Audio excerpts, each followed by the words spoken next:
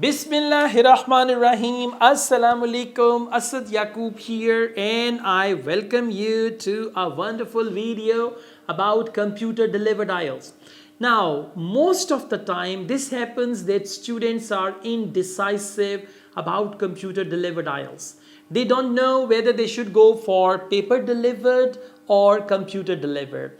To some students, computer delivered IELTS is more like a nightmare.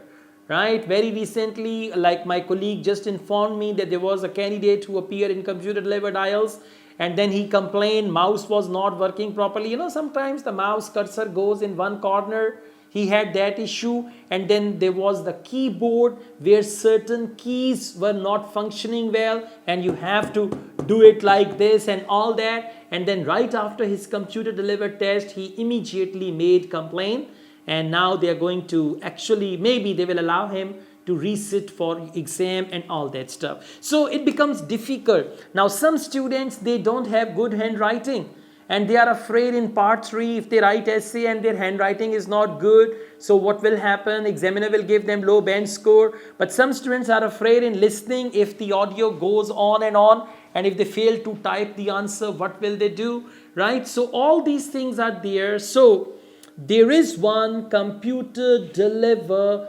familiarization test. You should take this test. It is absolutely free of cost, right? There are questions, and you can just, it will not give you the result. It's not more like a mock test, but it's only familiarization test for listening, for reading, for writing. Okay, so you should take this computer delivered familiarization test. The link is given in the description of this video.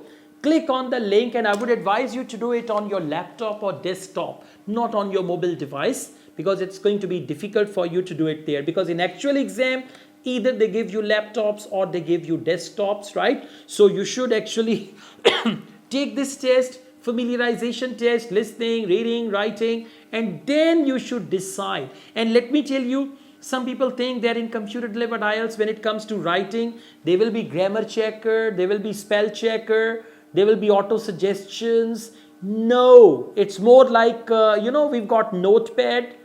In computer, we have notepad. There is no option. So it's going to be more like that. There will be only word count. Okay, whatever you type, you can count the words will be counted automatically. There will be a counter. You can check the words. You can edit it at any point. Before the test is locked, you can go to writing task 1, writing task 2. There is no problem. Same is the case in listening. And what do? They give you a piece of paper and a pen.